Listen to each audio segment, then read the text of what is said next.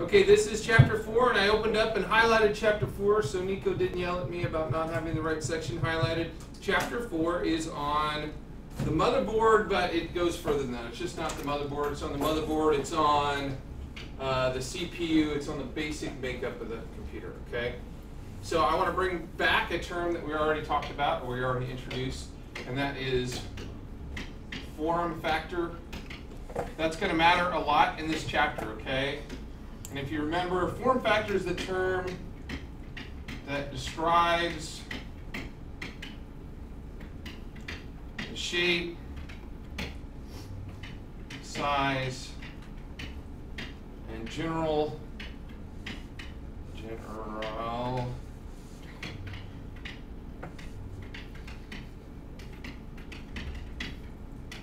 characteristics of a component. Okay, in other words, when I say general characteristics, I mean, okay, size is size, that means the physical, okay?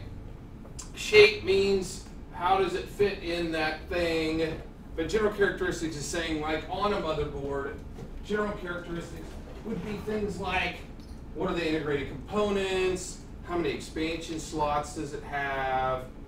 Okay, so those are kind of the general characteristics. So form factor isn't just about size and shapes, it's also about the component itself, okay? We're going to get, and you're going to see a whole bunch of different form factors in this section, and the form factor that you choose on this project in the motherboard will guide every single other project you do from here on out, okay? We're not specifically talking about the motherboard project today, but we will tomorrow talk about the motherboard project because I'm not going to be here all next week. You guys are going to start out, okay? So chapter 4 is specifically on the motherboard, but that encompasses the CPU as well. Okay, so the first project is just on motherboards. Second project, still on chapter 4, is on CPUs. Okay, so our objective is to learn about the types of motherboards and about the different components. Upon interruption, these students please report to the Media Center at this time. Paige Barker, Terry Brewer, Taylor Enos, Mariah Glenn, Brittany Goebel, Kobe Gunther, Dylan Ham, Jocelyn Moore, Tara Swallow, Brooke Thomas, and Natasha Tennell. Please report at this time to the Media Center. Thank you. What is hidden over here? I don't know. Where did I hide at some point? No, that's not in this chapter. Okay, that's why I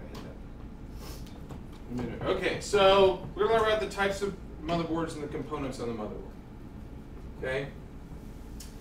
The motherboard that we choose determines the kind of CPU. That's part of the form factor of it. Okay? So when we pick a motherboard, it's going to have one kind of socket on the motherboard and only one kind of CPU with the same matching socket goes in there. Okay? It's kind of like if you had Legos and you had Duplos. Okay? Yes, they're both building blocks, but one won't snap together on the other one, okay? These two CPUs have different sockets, look totally different on the bottom. There's no way that CPU would go in the one that one goes in. This one has pins. It's a PGA socket for pin grid array. This one has little dots, and this is an LGA for land grid array. But those two are totally separate, okay? So when we go and pick a motherboard, we're by default picking the kinds of CPUs that can go in, okay? So the motherboard determines the kind of CPU that can go in it, and as CPU sockets evolve, the newer CPU sockets mean that you can put the faster CPUs in there. If you go and pick an old socket, you can't put a new CPU in an old socket, okay? The motherboard determines the chipset. The chipset controls the information that flows around the motherboard, okay? We don't go really deep into chipset other than understanding what the two chipsets do on a motherboard, okay? On every motherboard, there's two main chipsets we're going to talk about in a minute, but they're called the north and the south chipset, okay? Usually the north has a heat sink on it, like this one does, right there, because it does a lot of thinking and it heats up like the CPU does. And the south usually does not. Some south bridges do. Okay? Those two chips right there on this motherboard control all the information that goes around this motherboard. So That's not interchangeable. So when we pick our motherboard, we've picked our chipset. When we pick a motherboard, it determines how many expansion slots. I can't, if I buy this motherboard that's inside my CPU, I can't add on expansion slots. That's how many I get. I got 3 in this one. Nope, I got 4. There's another one right there. Okay, so I got those 4, and other than those 4, I can't add anything on. So when I pick a motherboard, I not only have to think about the CPU, but am I going to add things later? I have made the mistake of buying motherboards with very few expansion slots and wish I had not done that later, okay? Along with only one CPU socket that can go in there, there's only one main type of memory. Now memory has evolved, and we're going to do a whole section on memory. But memory, the current RAM still around was called SD-RAM, and that became DDR, and that became DDR2, and now we're on DDR3, okay? And SD-RAM, DDR meant double data rate, so this was twice as fast as that. No, it didn't go up in doubles. So after DDR became DDR2, or second generation DDR, and then third generation. This and this and this and this are not interchangeable. So when I buy, the basics of it, if I buy a motherboard that takes DDR2, it will always take DDR2. And even though DDR3 is faster, that's all I can put in it, is DDR2. Okay, just like the motherboard CPU socket is very specific, these RAM slots are very specific. Okay, so obviously if I wanted to get the fastest motherboard, what would mine probably want to take? DDR3. DDR3, okay, it's the fastest memory. Okay, not to say DDR2 is bad. My computer at home takes DDR2, that computer over there takes DDR2. There's only 2 computers in the whole school that take DDR3 because they're very close. But my point is that when you select the motherboard, you are selecting the kind of memory, and that cannot change. Now, DDR2, there's different speeds of DDR2. So I could go from the cheapest DDR2 to the most expensive DDR2, but no matter what, if I got one that took DDR2, that's all I can put in there. And then the last thing that the motherboard determines is the case. It's the physical size and shape. If I go and pick a really big motherboard, I have some over there. If I pick a really big motherboard, I have to get a really big case, or it won't screw in, right? They're different sizes. If I get this size, I'm never going to fit it in this case, right? There's no way to get that in there, or smaller yet would be this case. That is dinky. Okay? This shape, the form factor of the motherboard determines the kind of case that we can fit it in. Okay, so we have to be cognizant of that as we go along with this project. When you choose the motherboard later on, you're going to choose a case, and they have to match. So you guys will be doing picking, and we're going to talk about it tomorrow, really, the project.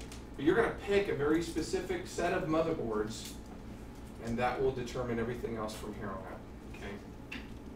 So motherboards have a basic form factor, and this is an ATX form factor. An ATX form factor, I said before, is the most common form factor of a motherboard. And in the ATX form factor, it is always your expansion stuff, your CPU, and your memory in a line with the expansion cards running alongside them. And that was because they changed this from AT. It was because some cards were just so honking big that if this or this was in the way, they actually hit each other. Couldn't get some cards into some AT motherboards, which is why ATX changed that form factor. So these things that only go up, okay, this only really takes the room here. You know, it doesn't go out that far from that socket to get in the way of anything else. And these things only go in and go up, don't get in the way of these things that can be very large. I used to have an expansion card, and I ended up throwing it away because it was just huge. Literally this long. I mean, like it stuck out this far off the back of the thing. It's just ginormous video card. It was an old one. They're not usually that big. Now we have video cards that actually take up more than 2 slots. They've gone to make them wider. So that's a basic shape of a motherboard. And this is one of the things that choosing our motherboard determines. The CPU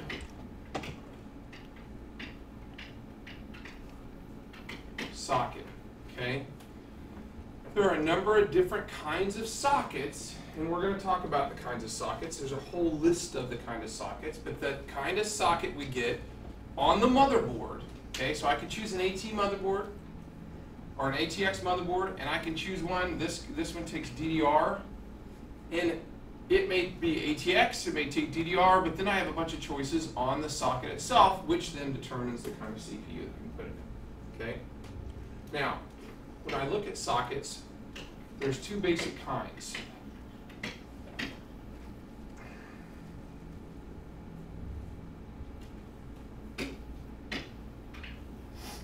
Okay, there's PGA and LGA. PGA stands for pin grid array. That's an Y of some sorts. And LGA stands for land grid array. Okay, and these are PGA and LGA CPUs right here.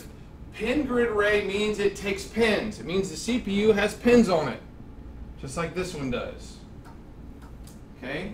Only one manufacturer anymore makes PGA CPUs. See the pins?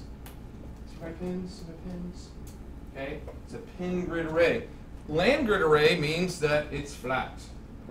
Okay? So it just has little dots on it. And the two are not compatible, obviously. They just have this flat dots on the bottom of it. Everything used to be PGA. 10 years ago, 5 years ago, if we had done this project, every single socket was PGA. LGA is a new socket that's an Intel-only socket. Okay, so I've got these two different kind of sockets that I can look at when I look at motherboards.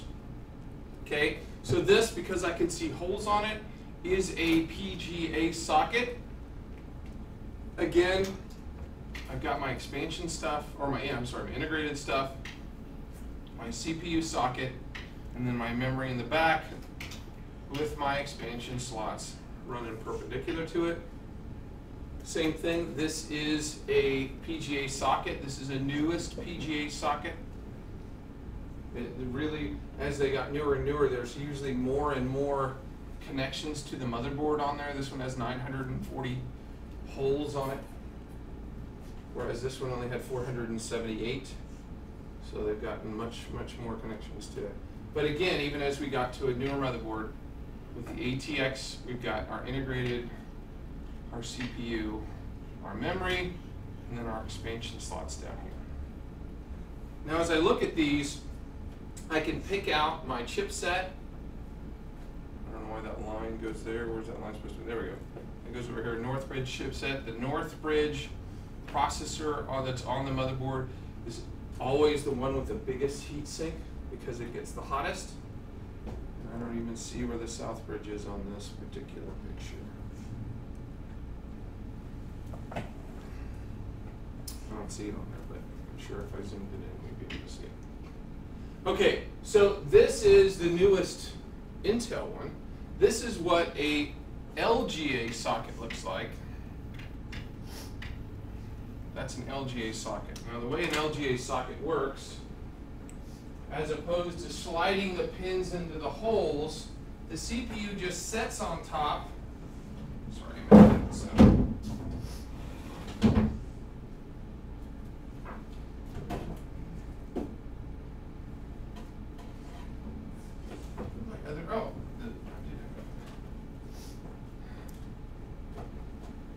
So on a LGA socket, a land grid array socket, basically there's just a little hook. See that little hook right there?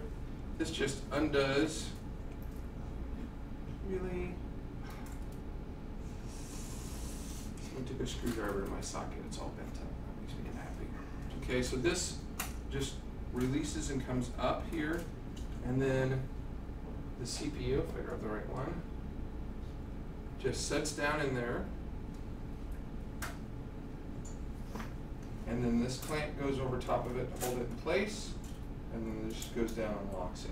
Okay, so when you're looking at an LGA one, this one's got thermal paste on the top still, but when you're looking at an LGA one, you really don't see a lot, other than it always has this metal hook.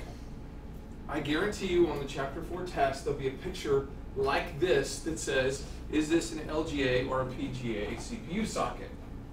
And you should be able to answer it just based on seeing that hook right there.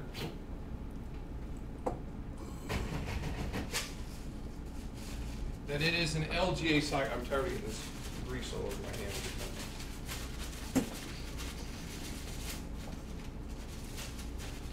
Yeah. Does the LGA only fit in one way? Yes. In fact, there's a. If you look at the thing, can you see the little notches? There and there. See the notch on the side? It has those two notches on there. See those right there? Yeah. Okay. You can't put it in any other way because there's little tabs right there and there, so that it goes in that way. If you try to put it in a different direction, you can't get it to go flat. It won't connect. Okay, so yes, it only gives it, in fact, all these only go in a certain way. You can try to force it. If I put it in the wrong way, I'm sure I could probably cram this down, but it wouldn't be flat and it'd be at an angle. And when I put power on it, I would ruin it. Okay, so that's an LGA socket. Now, PGA sockets are also called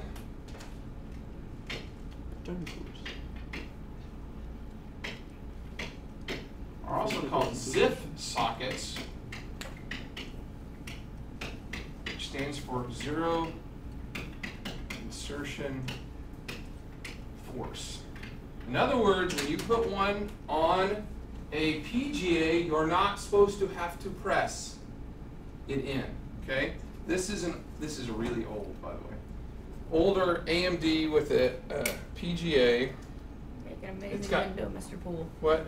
Said you make an amazing window right there. Okay, so here is a PGA one. When I put this in, again, I have to look. On this one, there's a little triangle on the corner, and there's a little triangle on the corner there. If I put this in right, it should just drop right into the holes, which it just did. Okay? I don't have to push it into the holes. That's why it's called zero insertion force. If you're pushing, you're bending pins, and that's bad. Okay? So if I line it up right, it should just fall into the holes, and then to finish putting it in, you hold it down while you click the little lever. And what the little lever does is there's two pieces of plastic with the holes, and it slides it up against it to put force on it, so that now it can't come out. Okay? As long as it flies out. It wouldn't. Okay, so that's the idea of a PGA socket, is that there's always a lever, just like there is that hook lever. It just comes right out. Again, this is an older one. There's very few pins on this one in comparison. There's always a triangle. See that little triangle right there? I see that See that little triangle? Mm-hmm. See the little triangle? There. Yes. I want you to actually see the triangle. A little triangle right there. Little triangle right there. Look at the triangle. And there's always a little triangle on the thing. And if I also look where the triangle is, there's no pins on that corner. And there's no holes on that corner. So I know this is the way I line this up. And if I put it on there, it should just fall down. I hold it in firmly while I put this down, because I want to make sure it's made a good connection. Yeah, I got thermal grease. Thermal grease, by the way, is a heat dissipator that you put. There's a tissue right there. You put it on top of your CPU when you're putting a CPU in, and then put your heat sink on top of it. And that makes a really, really, really good seal. It's also really kind of nasty. Now, one of the reasons I'm saying this is old is that right there. See where the shiny part is right there? Mm-hmm. That's the whole CPU on this one. That little tiny part is the whole That's a CPU. lot of pins for such a small piece of CPU. Now that is the whole CPU. And this one isn't even brand new. Okay, this one's what is this one? A 3.2 gigahertz single core processor, which was in still good shape until somebody decided to start putting the pins. That's why I get upset when students come in and just touch stuff that I don't pass around to touch, because just because it's sitting out doesn't mean it was broken. I work on stuff in here all the time. Okay, and those CPUs over there were all good CPUs when I set them up there. And somebody at some point decided they should touch them and bend them. And as soon as the pins are bent on a CPU, it's toast. You cannot, when you've got that many pins in the line, they're all perfect, you bend one and it's totally impossible to get it straightened back out again so that it will go in. I'm sure there's somebody somewhere who probably could do it, but I can't do it. So when I say impossible, I mean impossible for me. Okay, so when we look at motherboards, this is an example. These are 2 video cards right here, by the way. Those are huge Very cool. Mondo video cards. They each are taking up 2 slots. Unless the video card is made double wide, which this one is not, which is why with a good gamer card, you won't see the video slots right next to each other. They're spaced out with other slots. And if you know you're going to use a really good gamer card or several really good gamer cards, you need to accept the fact that that middle slot is toast. If I use a double wide card, when this is taking up, I guarantee you there's a video slot there, a regular slot there, toast, can't use it, video slot there, regular slot there, toast, can't use it. So even though there might be 4 slots, if you're going to put in that nice video card, you can only put in 2, and this is really nice. That is connecting right there, that little bridge that you see there, connects those 2 video cards up and makes them act as one. It makes your 2 really expensive video cards into one Mondo really expensive video card. I've never been able to afford to do that. They have to be matching. And anyway, so I've got my integrated components there. My CPU is right underneath there with a really cool looking lit up CPU fan. And then there's my memory card slots right down here on the bottom. So the ones that we talked about, I've mentioned AT, and I've also said that really AT motherboards have gone out. ATX came in and is still the dominating form factor right now. There are BTX. BTX form factor really, for all intents and purposes, swapped the side that the motherboard sits in. Instead of looking like this, it looks like this, kind of. If I just oversimplified that a great deal. But, you know, one of them mounts on this side of the case, and the other one mounts on this side of the case. I don't really, never understood why BTX even, and I have a computer that's BTX, and it makes it really hard to replace the motherboard because there aren't that many out there. So ATX is the main form factor that you guys are going to be looking at, and I've already pointed out the way it looks. This is a ATX. Here's the back of the case right here. There's my integrated components and my CPU and then my memory. That's the basic layout of an ATX with the expansion slots on the side going to the back, okay?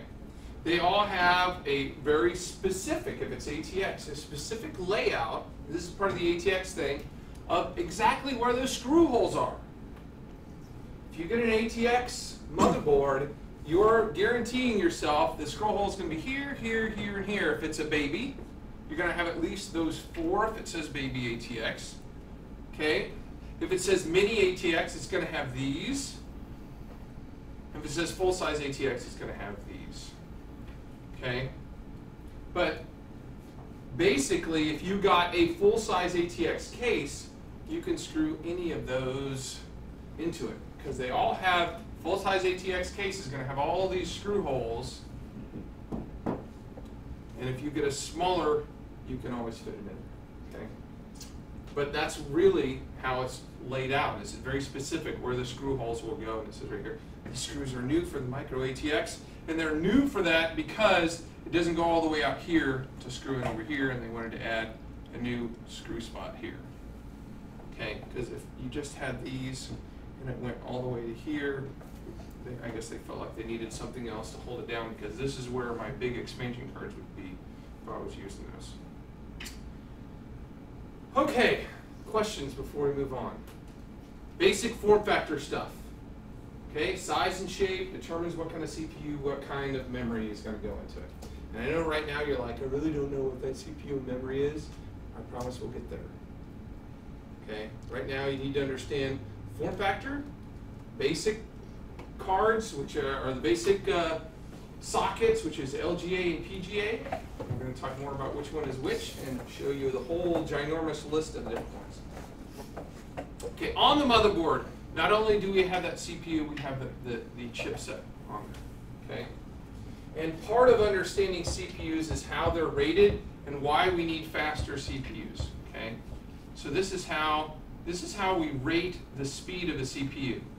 Now, when you go to Walmart and you look at I cleared it off on purpose. Really? Because then you're looking at me, not the board. Okay, so when you go to Walmart and you look at a computer and it says this is a blah computer, what's the only thing they tell you about the CPU? Speed. The speed. What speed in what? What speed in what? Usually how many cores? Do you know how it's rated? In megahertz or gigahertz? Gigahertz. Okay. Gigahertz, or what is a giga? Billions of cycles per second. Okay. It tells you it's a. They'll say something like this is a dual core, 3.2 gigahertz CPU. Okay, and of the ways the CPU is rated, that is only one of them, but it's the only one anyone ever tells you. Okay, it's the only one. This one is the one that everyone puts on their PC, that how fast, what the gigahertz is. And you remember when I talked earlier, when Intel used to have different CPUs, they used to have the Pentium 4 and the Celeron. Okay, and the C stands for crap. Okay, so if they were both 2.8 gigahertz, why would that one be crap? They're both the same speed, Mr. Poole. He said 2.8 gigahertz, and they are. Processor is exactly the same speed. The speed is the speed. The speed of this one is no slower than the speed of that one, but this one sucks. Why does it suck? And it sucks because of the things that they don't tell you about processors. Okay, so we know the speed, but what we don't know is the cache, and that is new. That you probably have never read what the cache is on a CPU. Okay, and it is the memory on a CPU. Okay, there's two kinds. I'm sorry. The primary thing that a CPU uses when it's doing its stuff is primary storage, which is RAM. But it's really memory, and there's two memories that it uses. It uses the system board RAM that we've plugged in and bought, and snapped into our motherboard, and the other one that we can't change is the cache. Is the cache memory. It is memory that's on this chip when I buy it, never to be changed. Okay, and they never list the cache. At least I've never seen one listed with the amount of cache on the die, and that is a major importance when it comes to rating our CPUs against one another. Okay, so we have different kinds of cache. We're going to talk about that. So it's not just about that speed, it's about that speed and the cache, which is what makes the difference between this and this. Okay, in general, this had 4 times as much memory as that when they made these. Okay, and 4 times more memory was really important. Okay, so we have cache. We have memory that comes on the CPU. It's called L1, L2, or L3, and that's kind of confusing. Okay, so here is my CPU. Okay, L1. Why did I write a C? L1 is on the die. Okay. So if it's a single core CPU, L1 is right there. If it's a dual core CPU, can I go back? L1 is right there and right there. If it's a quad core, the L1 is right there, right there, and right there. In other words, every core, if it lists L1 cache, it means they each have their own. Okay? L2 is off the die.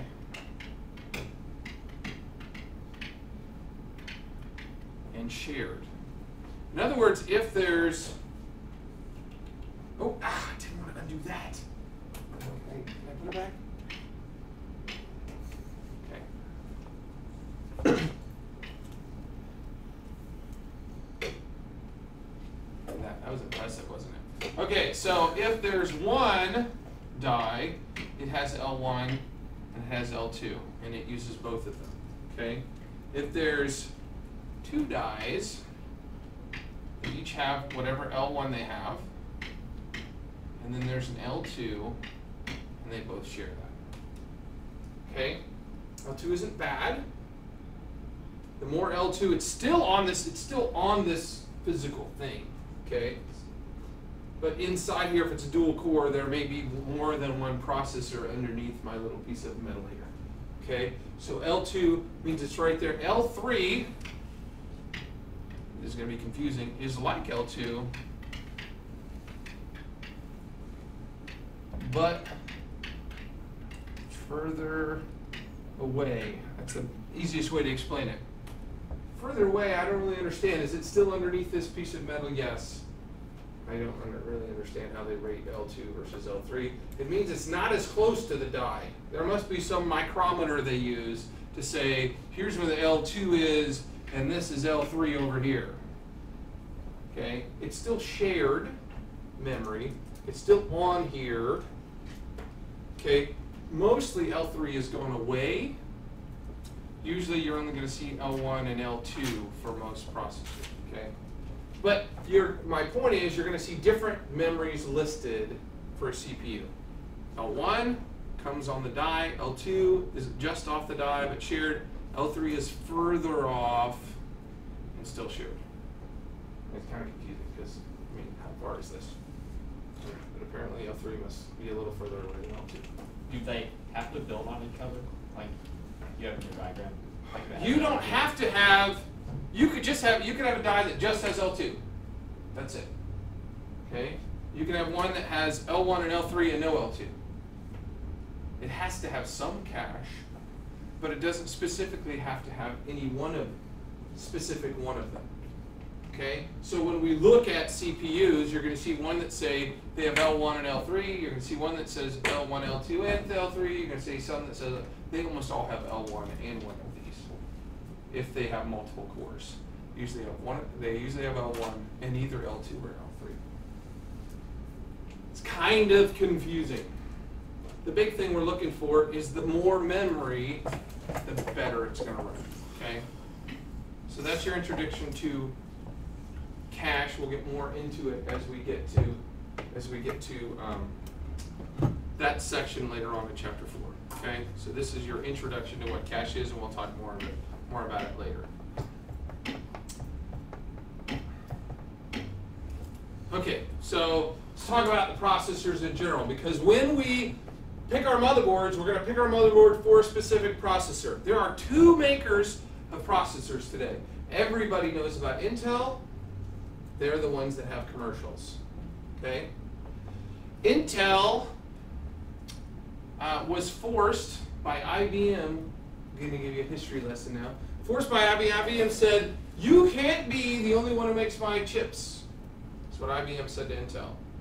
Because you could hold me over a barrel for the price. So you have to hire somebody to help you make chips. So Intel went out and found AMD that made memory and said, AMD, will you do me a favor and make some chips for me? So IBM is happy. Okay? So AMD worked for Intel for a while. And then IBM said, you know what, it's working out fine. You don't have to have somebody else who works for you. But AMD had a contract with Intel. And Intel screwed it. Just said, ha ha, no, I know we have a contract and everything, but IBM said I don't have to hire you anymore, so on you. Okay? So Intel got AMD into making processors, and then they screwed them. And then AMD sued Intel, and then Intel had to pay AMD $2.1 billion. Sorry, here's your $2.1 billion. Okay, so AMD still makes processors. Our Moodle server is on an Intel processor. AMD, a lot of our servers are on AMD. All my computers at home are AMD. You will find that AMD, because they have no advertising, only computer people generally know about AMD, they are far cheaper for the same thing as Intel. Everyone that's at a blue seat right now is doing Intel. If you're at a white seat, you're doing AMD. Okay? So as we do these projects, these two can help each other all they want. But one of them works for Intel and one of them works for AMD. So Intel is blue. Why did I say Intel is blue? Because it's blue. Because IBM used to be called Big Blue. Big Blue, yeah. That's why it's called the blue screen of death. Okay. What? And AMD is white. Okay, that's for our thing as we go forward on this project. Okay. So the motherboards that you guys choose, if you're at the blue side, you're going to choose a motherboard that takes Intel processors. This random seating today is to decide your course of life for the rest of this course. Okay? You're going to choose Intel. The people that are white are going to choose White. Why? okay. White. Blue. Nico's looking at his chair going, Sun I have a very clear. blue chair. I was looking at everybody's chair and I was Nobody like, has a white Everybody chair. has a blue chair. Okay, so Nico, you're on the blue seat. yeah. Casey's in the white seat. Okay, so you guys can I looked still at it at help first, each but I other, said, why but you am guys I are blue and chair? it's fine with you guys to collaborate with each other a little bit on this project, okay? But the people in blue chairs are going to do Intel, people in white chairs are going to do AMD. It has gone back and forth with who makes the best processor right now. Right now, today, if you had all the money in the world, Intel i7. then Intel's got the faster chip right now.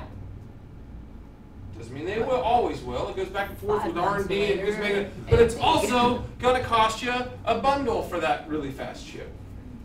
You're going to see it's going to be $1,200 to buy the fastest chip from Intel right now. Wow. Not worth AMD it. never made a chip cost you $1,200. Okay. Dollars. This is AMD is the CPU for the common man. Okay, Mitt Romney, he'll be over here buying the Intel.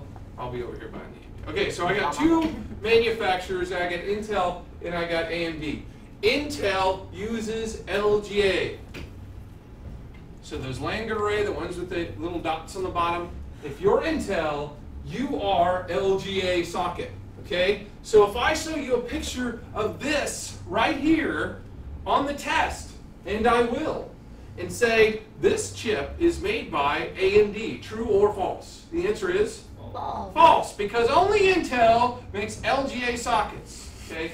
Only Intel, only Intel, only Intel, only Intel makes LGA sockets. Did I say that enough times? No. Okay. One more. So as I look at motherboards, if it's got this little hooky thing right here, and I said, what kind of CPU does this motherboard take? You would say LG. Or no, LGA. I was paying attention. Intel. If I said, what kind of CPU does this motherboard take? You would say Intel. Okay? Because it's LGA. It's got that little hooky thing that makes it an LGA socket. Okay? And only Intel makes LGA So I sockets. put in my notes, hooky thing. Hooky thing, yeah, if you want to draw a picture, it looks like this with the hooky thing. Okay, Intel makes LGA sockets. AMD sockets are still PGA. They still have all the pins on the bottom. Okay, now like I said earlier, everybody used to be PGA. This is an Intel one, and it's PGA. I'm not going to ask you that on the test. I'm not going to show you this and say, I'm talking on the test, we're talking about current processors, and currently in production today, if it's PGA, it's AMD, it's LGA, it's Intel. Okay, currently we're not talking about historically, we're talking about today. Okay, so AMD is the other processor manufacturer, and they are far less expensive than the same ones on Intel. Here's the old Celeron one, and it has a little tiny chip right there. They don't look like that anymore. They all look like this with big heat sinks that cover the whole thing, because there's more than one processor under most of them. Even though this one's a single core, it covers the whole thing. Most of them have more than one processor under there anymore. So they aren't just one little tiny dot on the thing like that one right here was, this AMD one. By the way, they usually say AMD or Intel. AMD's big on always putting AMD on there. Intel's kind of hard to read sometimes. This one does say Intel on here. It says Intel Pentium 4, 3.2 gigahertz, blah, blah, blah. Does it say how much cache? Doesn't say how much cache. So look at the chip too. If I give you a question and say, is this an Intel or AMD processor? If I saw nothing else, read the picture. Really, that sounds stupid, doesn't it? You know how many people have gotten questions like that wrong? True or false? This is an AMD processor. True. What? Dummy, it said it right on the picture. Oh, I didn't read that. Okay, so look at the picture on the question. Okay, so CPU sockets and slots. Processor connects the motherboard via the socket or slot. Either it's LGA or PGA. LGA is proprietary by Intel. In other words, AMD can't make LGA slots right now. Okay. And so it's going to be LGA and a number you're going to see. Okay, the original LGA that came out was the LGA 775. It had 775 dots on it. Okay, they're not very creative with these. Okay, so there's going to be LGA and some number, and that number says how many dots are on the bottom. And obviously, if the numbers are different than the motherboard, it won't work together. Okay, so you need to make sure this fits the CPU. We're going to look at a couple motherboards here in a second. Okay, and AMD, they're called AM and a number, and those are just generational. There's not two pins. Okay, they had the AM slot, then they made the AM2, then they made the AM2 plus, and then they made the AM3. They just had a number on it. The AM2 was just like the AM, or the 2 plus was just like the 2, but better. And then they changed a little bit for the 3. They added a pin on there. Okay, so those are what the slots look like. I've already shown it. There's a nice little close-up picture. It's got the hooky thing. The hooky thing. And it's a LGA and the different kinds. The advantage of this, really, and I really do like this, I wish AMD would have theirs like this, is the fact that you can't bend the pins. This is if you paid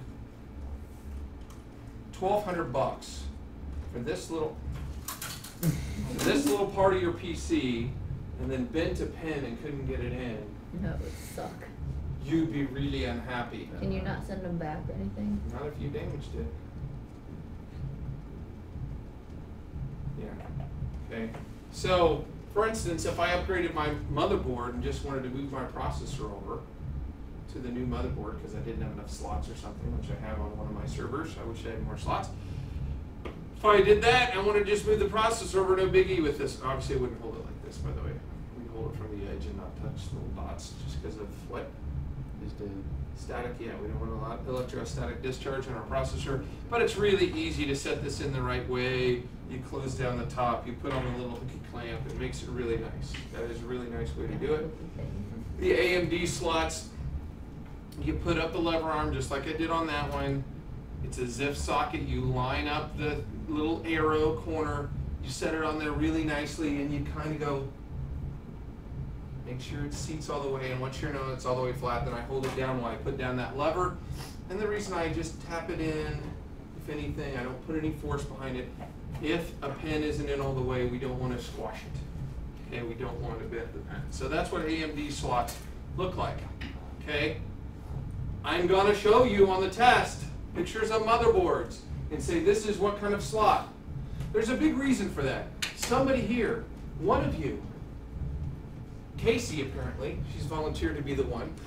Somebody's going to get one kind of motherboard. You're going to get, like Casey's got AMD, okay? Somebody, and you're going to, on your motherboard project, you're going to present 3 different motherboards, okay? You're going to present a home PC motherboard, a business PC motherboard, and a gamer PC motherboard, okay? So you're going to come from Biostar, whatever company that you draw, and you're going to present 3 different motherboards. And every single year, somebody presents at least one of their 3 that doesn't match.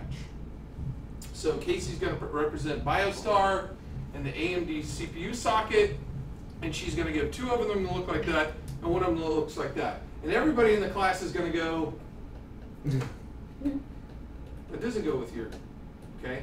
So you're gonna get one kind of socket, in your case AMD, and all your motherboards have to be AMD capable motherboards on this project. Somebody, every year I say this since the first year we did it, somebody will do it. Yeah, you said Thinking that with if I say rewiring the somebody will network do it, too. no You one did will that. do it, but they do it anyway. Okay, so you need to be able to recognize your socket. So if you're in the white seat right now, look at this. This is you. Okay? If you're in the blue seat right now, this is you. When you look at your picture of your motherboard, if you don't see that socket, you're doing something I wrong. get the hooky. Okay? I get delivered. And then every single Does. CPU, no matter what kind you get, has to have some kind of cooling. They all generate heat. They come with stock fans usually. Okay, this is a stock cooling fan. It says AMD on the top. Are stock fans the greatest? No. Sometimes they work fine. This is a really, really good fan right here. It's all copper. Yeah, it is. Okay. The one you should see the one on my CPU in my computer at home. It's ginormous copper heat sink. It's got 2 fans. It goes up and it's really cool. Does your wife approve of that? So it's lit up on the Can you really inside. show us a picture of that? I could show you one. Well, haven't you already though? Show us He pictures. showed us one that was similar. I don't know. I believe. I don't know. So there's all kinds of heat sinks that you could put on there. And when we build our PC, our virtual PC as we go through here, the second CPU or the second project we do is on CPUs. You're going to be presenting us with both the CPUs and the heat sinks that come with the CPU. So you got to talk a little bit about the heat sink that comes with it as well. Okay? Copper is better, dissipates better.